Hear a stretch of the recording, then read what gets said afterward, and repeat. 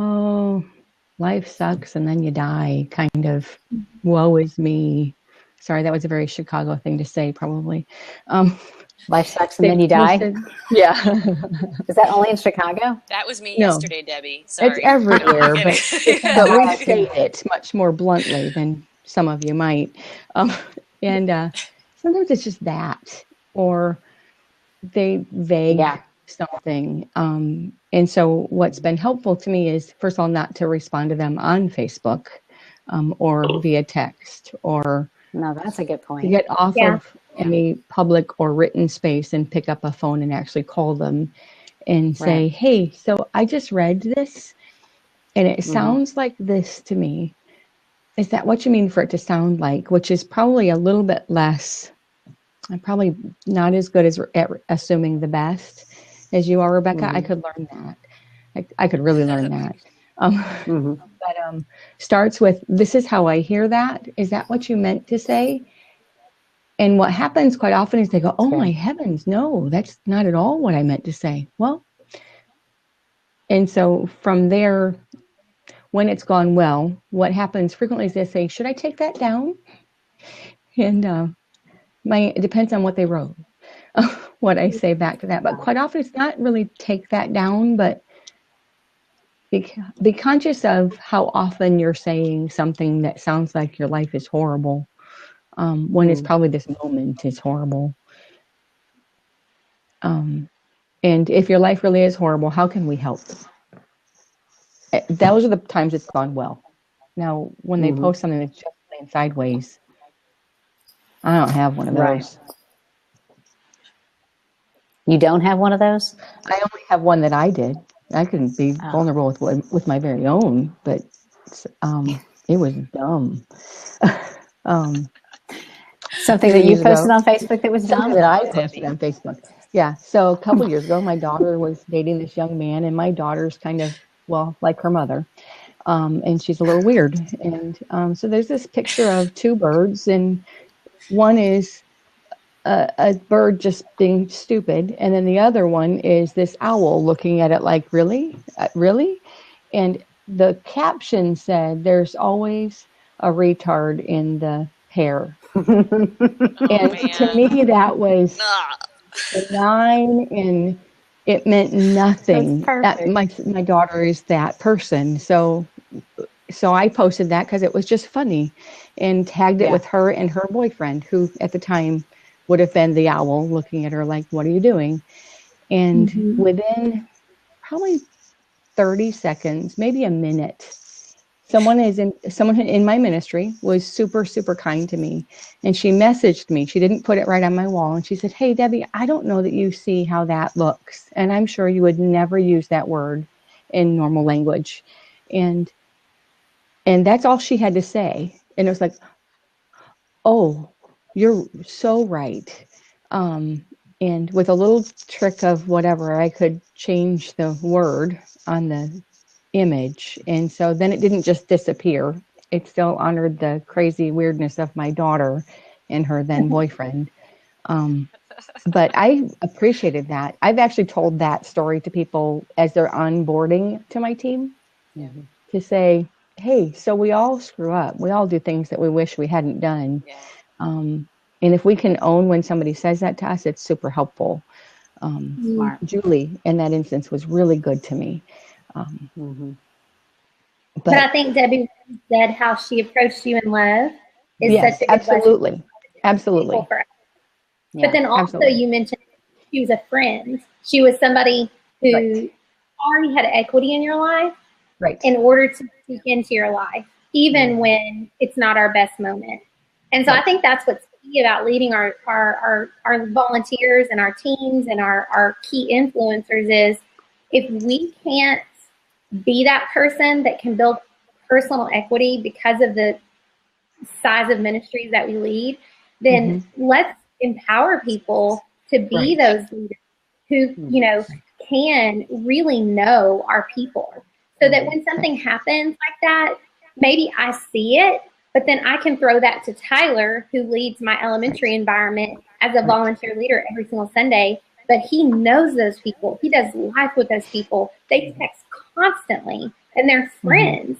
And so he can go to them, and it's a safe space to just be a friend. And so I think that's what's so important, is when our people feel like either ourselves or people that we've empowered to lead them can speak into their life on our best days, our best moments, and maybe in our not so best moments. That's where we're really going to continue to see our teams grow healthily, and we're going to be able to build a team and not just fill a schedule with warm bodies, like Gina was saying earlier. Yeah, that's so good. Rebecca, what does that look like practically on Sunday morning, building equity? Because what you're talking about is creating a deposit so that you can afford to make a withdrawal, you know, because addressing something is making a withdrawal. So how do you make deposits very practically on Sunday morning? Well, on Sunday morning, we call them at Crosspoint support staff, and they are volunteers. But we basically, they are an extension of myself and my volunteer coordinator, Ainsley, who were the only two paid staff members at Crosspoint Nashville. And we're responsible for birth through sixth grade. So it's a large group, and we get to be the champions, you know, of the vision, and the people who really get to just depend a lot on volunteers, and on knowing that our people that we see something in are always capable of more. And so we have support staff in our preschool area, or actually 3. We have a nursery support staff, a preschool support staff, and a elementary support staff. And so those are kind of like the shepherds of those leaders. So not only do they care logistically for them to make sure, oh, hey, you know, this is missing from so-and-so's game or whatever, we need to get that. They're really, more than anything, we really just empower them to be relational caregivers on Sunday morning for a small group of people. And the great thing about my support staff is that they choose and have chosen to go above and beyond, and they text their people through the week. They text them on Saturdays to say, can't wait to see you in the morning. They check on their kids if their kids are sick. If they were out because their child was sick, they're going to send them an email on Tuesday and say, hey, how's Parker doing? I hope it, you know, praying that his fever is down. That is really their role. So that's a big way that we build equity with people, is that they know that they're not only known by me, but they're known by someone who is in their shoes, who's a volunteer. Right. That's great. So Rebecca, what are qualities, or actually maybe you can jump in on this one. When you're looking for a shepherd leader like what you're describing, what are the qualities that person has? How do they stand out in a crowd that you would identify them and say, I want you to play that role?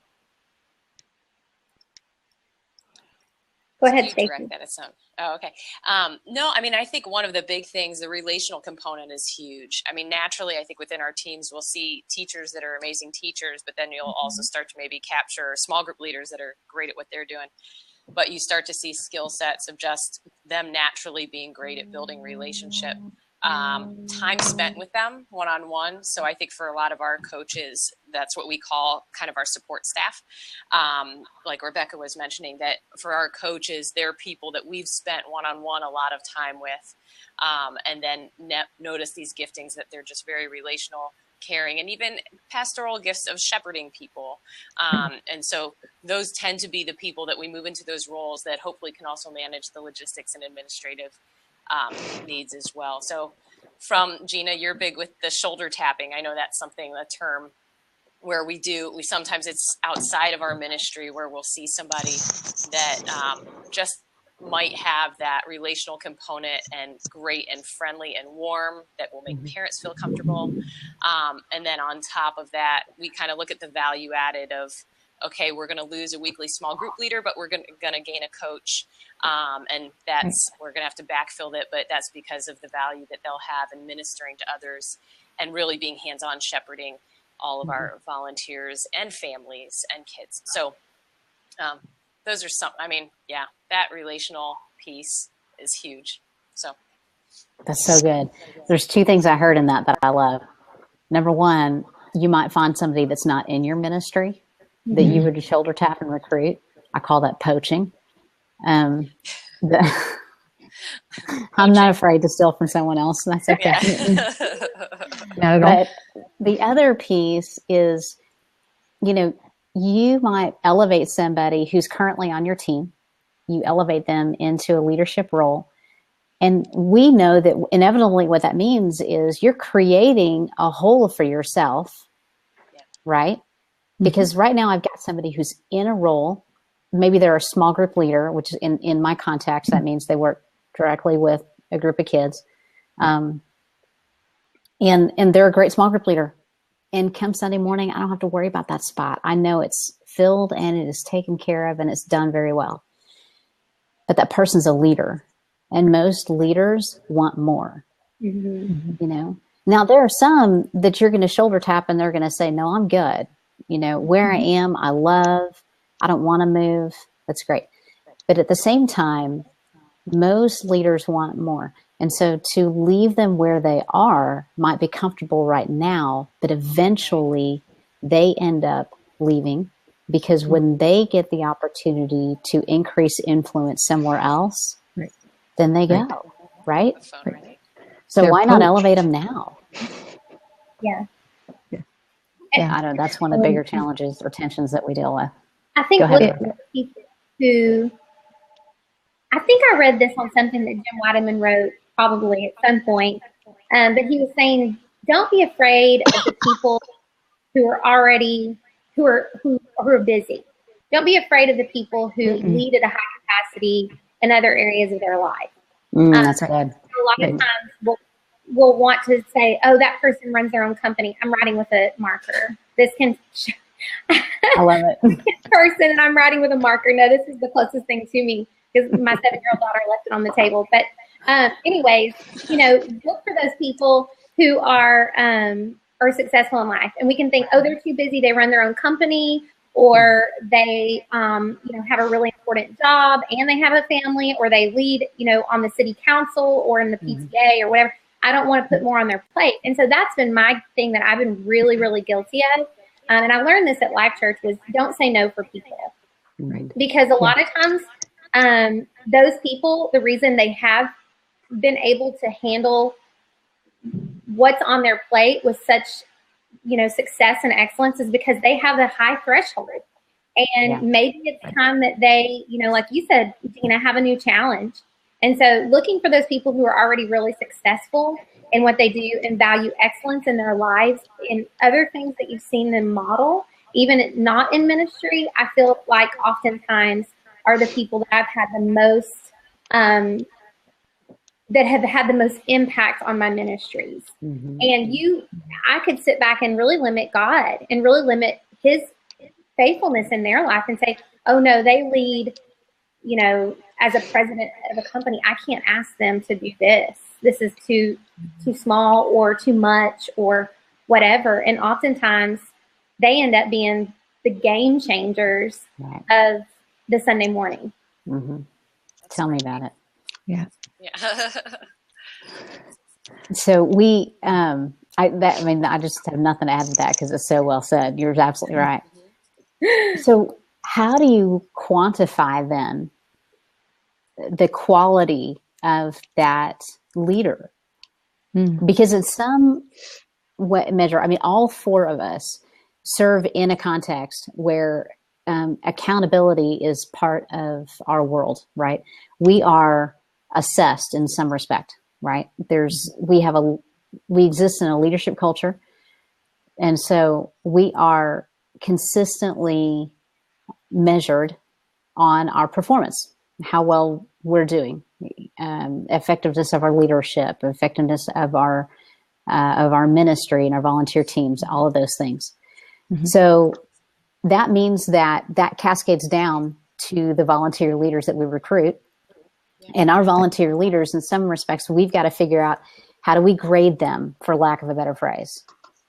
Are there qualities that you guys have determined and you've said, okay, this person is in a leadership role, which means that their job is to multiply my leadership, right? I'm trying to lead through them. And so how do I sit down and what questions do you guys, let me turn this around.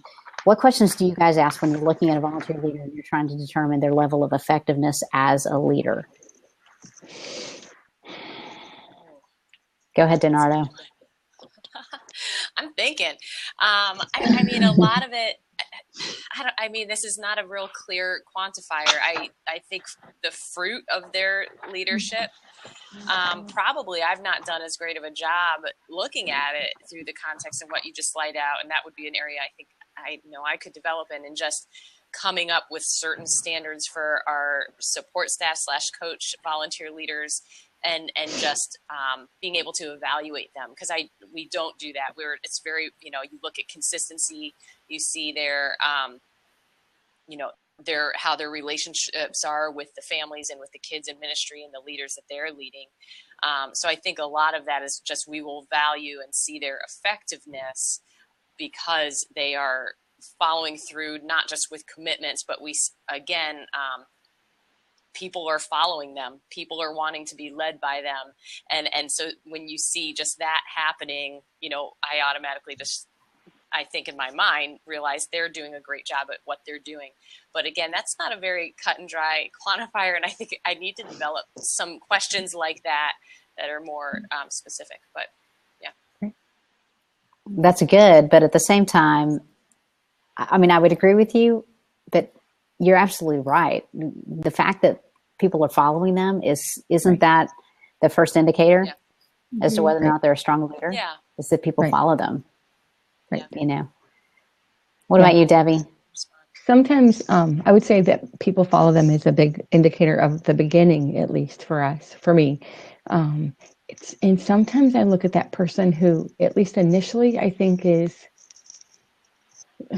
going to use the word critical, though that's probably stronger than I mean. I don't mean the person who's just difficult, but the person who cares enough to ask a hard question, the person who cares enough to challenge what's happening, kind of start with that. And then if there's someone who is a fan of what we're doing overall, that tells me that just says good things about their character, who they are, and that they're in it to help us win and not just to be critical. So I think that is the other side of that critical person. But that people follow them, that people care what they say, matters, at least in the beginning. We have some metrics we use to measure along the way, for sure, that are super helpful. But I don't know if we're getting there. So, all right.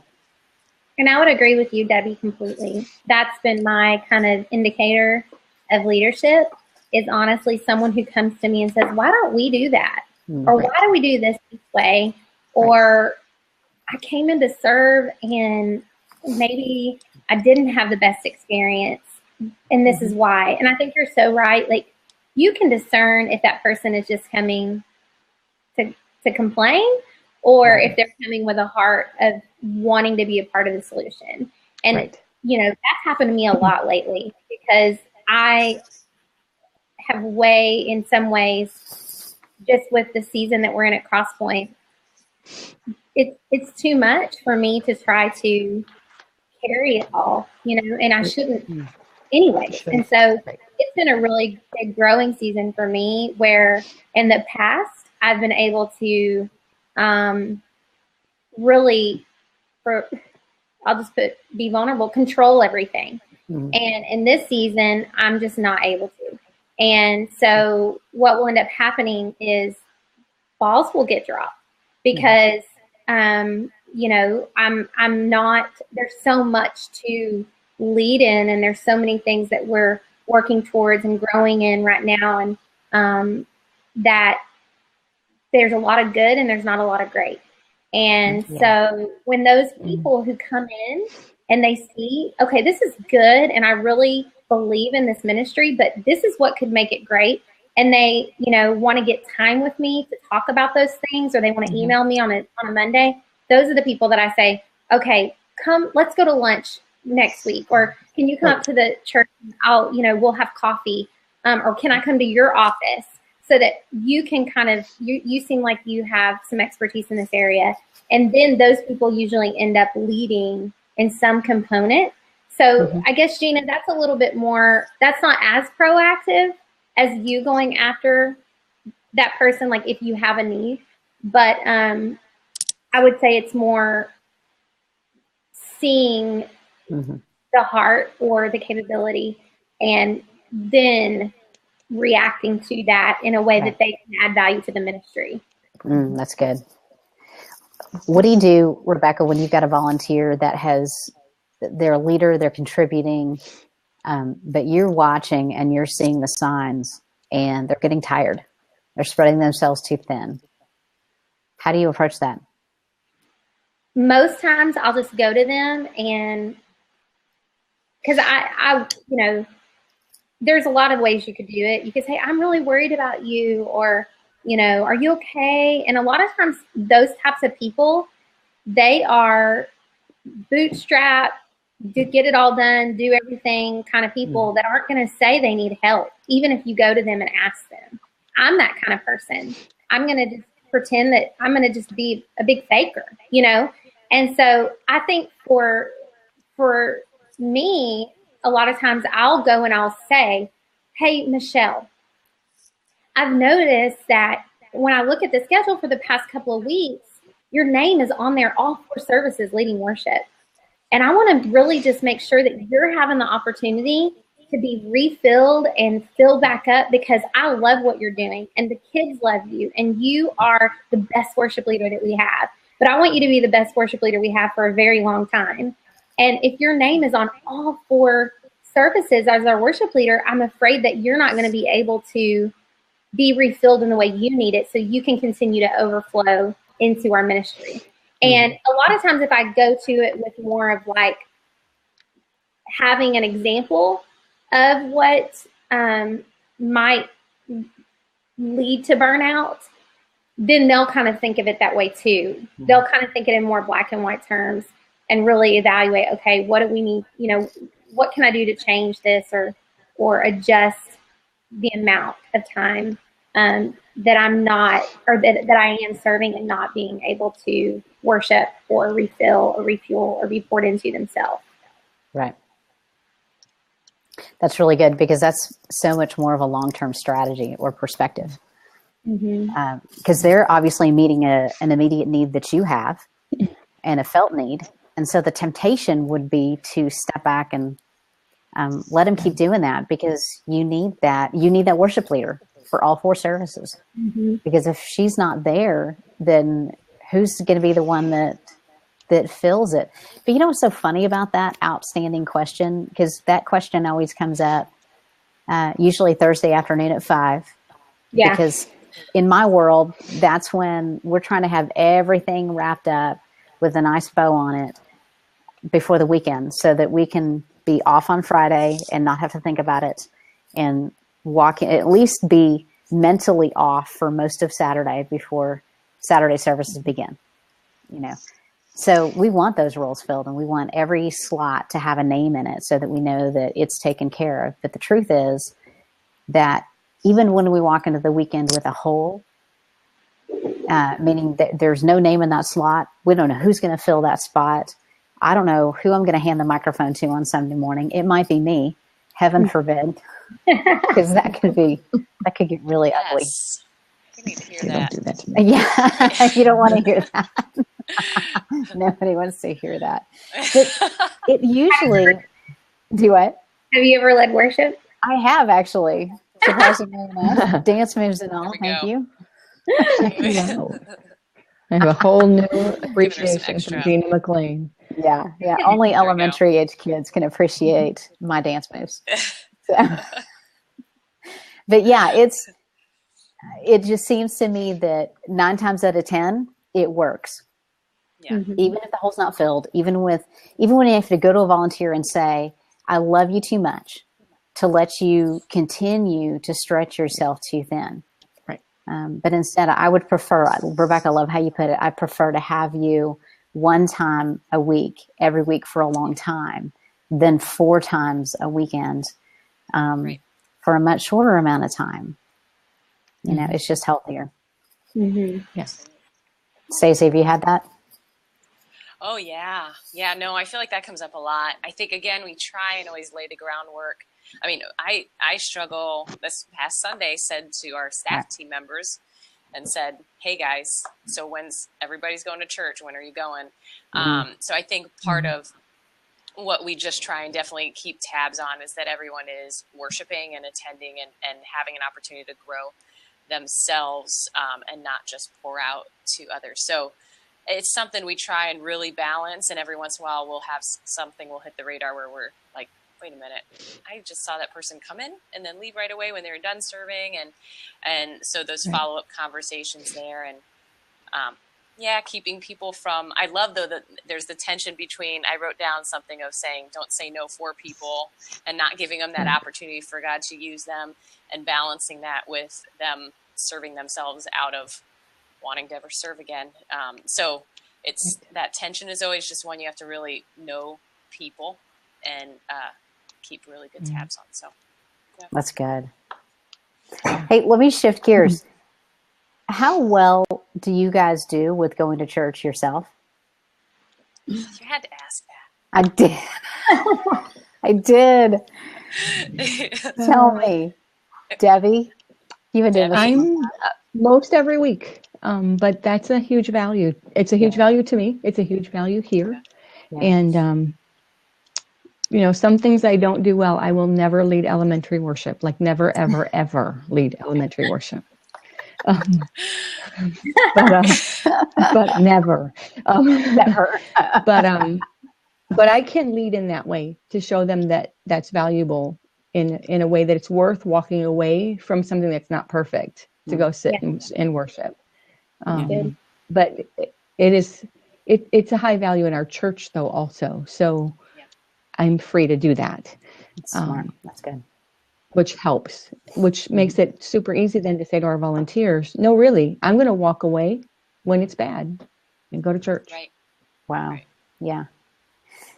I don't know how well I worship so there, but if there is one thing that I wish that I could change out of the past 16 years in leading a ministry, it would be that very thing. I have done a very poor job of leading in that respect because I don't walk away. I don't walk away. And some of the conversations I'm having with some of the people that I work with on staff now is the value of walking away, of just not being present. Yeah. Because so many times that volunteer has the answer and they know the answer.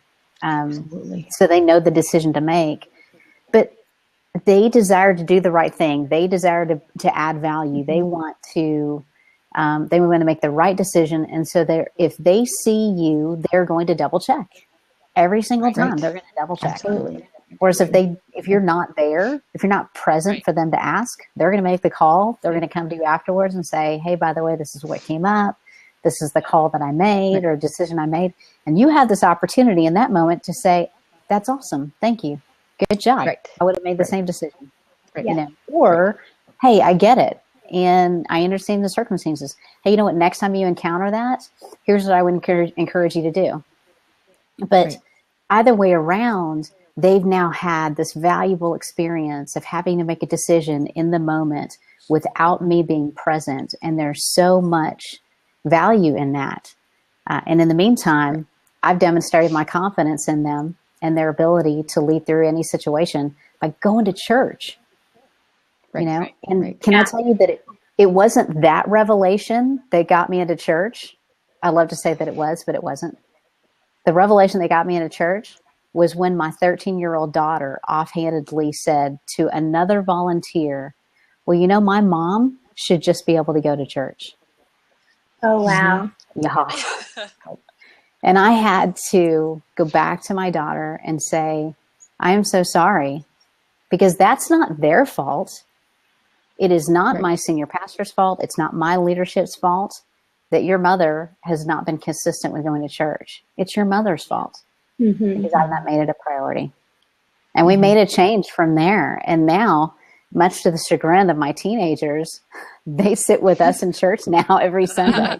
And that is new for us. We've not ever done that in all of my time in working in churches. And if I could go back and rewind that, I would change that. Totally change that. So DiNardo and Bullard, don't do that. I have a bad habit of going in like when worship is done and hearing like the teaching time, but missing that front half. It's actually, though, my own daughter graduating into big girl church has been a big proponent to making me get better at that, which, because I'm like, okay, I don't want her to sit. My husband also serves in capacity, so I'm like, she can't sit and do communion. I want to be next to her if she's taking communion. Right. So it's, I was like, okay, that's sad that it's taken that for me to become more disciplined in that area, but we're all learning through this process. So it's worth it. Yeah. I would say that I always have that goal, but just like you guys, it is something that I do better in certain seasons than I do others. And so I'll go for a month and I'll go, one thing that's helped me is to pick a consistent service time. So on Thursday, when we're looking over the schedule one last time and we're kind of checking out kind of what Sunday's going to look like, I'll ask Ainsley, who serves as the volunteer coordinator at my campus, I'll ask her, when is she going to church? And so that we can plan, and that kind of holds me accountable, because I've told her on Thursday, this is when I'm going to church. And then, we can hold each other accountable in that. And so, for me, it's been, we have a 4:30 service on Sunday evening, and that's just the time that it's best for me to go. It's best for my family and my husband to come. And so that's kind of, we've picked our service. And I think what you were saying, Gina, in the beginning of my ministry, I didn't really get that it would be hard to go to church. I thought, well, I'm there all day. Like, I'll just go when I go. And there was no intentionality with my family or with my team. And so guess what? The end of the weekend would come and I never made it in. And, it was just really not good. And so I think the intentionality of telling my family, like, this is when we're going to go and this is when it's going to be the best time. And just doing it like every weekend so that your team knows too, this is when, Rebecca goes, this is when Ainsley goes. And like you said, Gina, it's really awesome because they want you to go. They love being able to minister to you in that way. They're like, go, we got this. Don't worry about it. And I'm like, okay, text me if you need me. I keep my phone right there. Like, no, we're not going to text you. We got this. And so I love this. And that gives them, it empowers them even more. Like you said, Gina, and I never thought about it that way. And I wrote that down. As can they make a decision without me? Have I given them that opportunity? And really not even realizing that by going to church. And so, maybe there'll be seasons when I switch the time I go to give new teams that opportunity. Have you ever noticed how part of the development of any individual, whether they're paid to be there or they volunteer their time, it really doesn't matter. An essential piece of the development of an individual is to have to sit in tension. Have you noticed that? Let me give you an example. I've got a gentleman that we elevated to a coaching role, and we kind of created a different type of role. So he's a coach over a specific service time. And historically in the past, we've had what we call a service coordinator, which is very much a doer. Like for a volunteer that's out of pencils or they're out of paper or they need more of this or they can't find this. That service coordinator is the one who runs, grabs it, gets it for those volunteers to make sure that volunteer has everything they need to do what we're asking them to do. But this gentleman, we elevated him into a coaching role because we needed more than just those runners who dot I's and cross T's. We needed somebody who can watch our small group leaders in elementary and just observe where are their strengths, where are the weaknesses, how can we make them better, what kind of encouragement do they need, what kind of continuing education, for lack of a better phrase, do they need. And so we elevated him into a coaching role. What was really interesting was watching him over the next couple of months begin to recognize things as a coach that he never recognized as a small group leader. For example, one small group leader, just everything under the sun seemed to conflict with their time to serve. It might have been that it was 2 degrees chillier this Sunday than the Sunday before. So they're out. Yeah. The Mets are playing. So they're out. And, the Titans are playing. So they're can't be there. There's all these different reasons why this one particular small group leader can't be there. And because of the position that he's sitting in, he sees that in multiple different areas, right? And so what he walks through this tension of, like, he's coming to me saying, gosh, we have a lot of small group leaders that are just not committed. And I don't see it that way, because I've been watching this thing progress for a long time. And so I kind of know what's happening. But he's seeing it just for the first time. And so in the past, I've wanted to step in and save him from that tension, like step in and buffer that. You know what? That's not really what's happening. And let me give you some more context for that, or let me give you some more history for that, and it'll help you understand it more. I have found that part of me is really okay with walking away and letting him sit in that tension for a little bit, because as a leader, he's got to learn how to lead through that. Yeah. Right. I think that just Does happens that in make sense? like every arena of life and of leadership. Like even as your influence changes, all of a sudden the things that you see at that level of influence and the people that you're around, your perspective just totally changes. I mean, I think that's part of it, is that the problems that you see, the 50,000 foot level instead of seeing the 5,000 foot level, like you just begin to see problems or situations or opportunities through a different lens. So, that's better I don't know. said I mean, than what I said. You're right. I just feel like that's what happens. I feel like that happens with me right now in certain arenas of life. Right. All of a sudden I'm like, oh, this looks totally different now that I'm in this role. Yeah. And likewise, I think for our leaders, that we move from, a small group leader, a teacher, into leadership, it shifts, and it's a good thing, there's that tension, I think, through it, of not just having it all figured out and knowing exactly what's the what, but learning through that and gaining perspective. But yeah. How do you help them through that?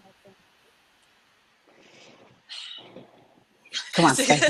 No, I think part of it is it's good for them to learn through it. I think the buffering's okay a little bit, especially if they're going and thinking they need to just, they have a harsher perspective about something than, how you realize the actual facts are in the situation. So it's, I think some buffering is a healthy thing, maybe. But yeah. No, I think that's good. I think you're right. Yeah. Debbie?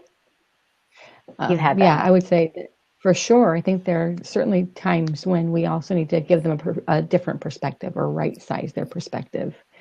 I do, as I've watched people, staff leaders who step in for the first time, and they think they're going to walk in and it's just going to be flowers and sunshine, and these people will just follow me. I think it's interesting to watch them figure out, well, they go through the valley of the shadow of death for a little while, I think, where everybody sucks. Nobody loves this as much as I do. That Elijah after the prophets of Baal situation thing. I think they all go through that. Yeah. I know I do. I don't know, maybe you guys didn't. But that nobody cares but me thing. Right. And I think every leader, when they step into a new capacity or a new role, if they own it well, they go through that piece of nobody cares like me.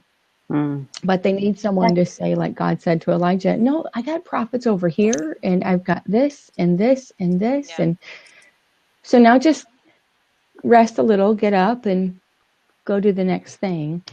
And so to expect that, I think, has been really helpful to me. Once it took me, 15 years to see a pattern, to recognize that's going to come, and then help them walk through that, allows them to win on the other side of it, and not just quit when they feel like they're alone. Right. That's really good. And that might be buffering. Might be. No, I think that's good. It helps. How many times have you guys had somebody step into a leadership role and one of their first suggestions is, we just need to require that every parent that drops their child off in their ministry should serve? Yes. Yeah. How many? Yeah. Yes. A lot. Yes. And I should fix your car because I own one. Right. Oh, that's such a great example. That is a great example. I'm writing that down. That's really good. That's a great example.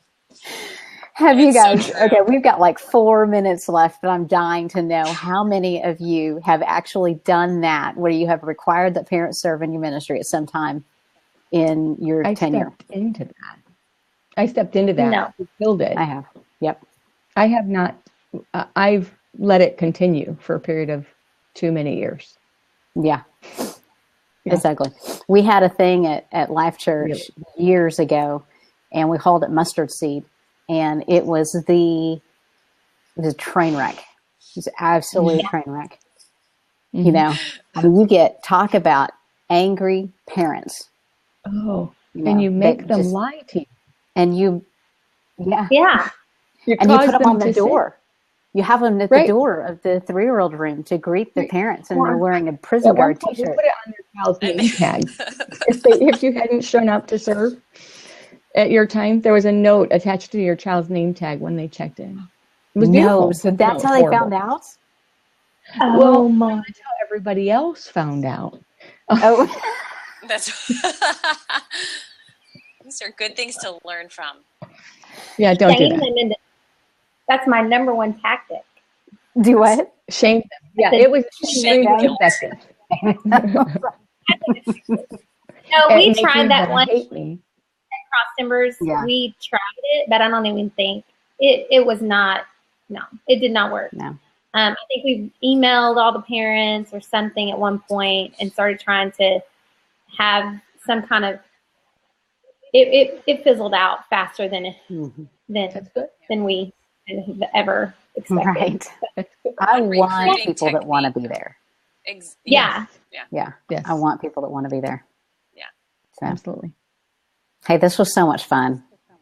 It was good. I love seeing your faces. I know, Stacy and Debbie, you guys don't have the opportunity to get to spend time with Rebecca. Let me just tell you, one of the highlights of my month is when Stacy and I get some time on the phone together, or I'm sorry, Rebecca and I get some time on the phone together. And I love that. Awesome. I hate when I have to talk to Stacy. Sucks. Yeah, I know. Seriously.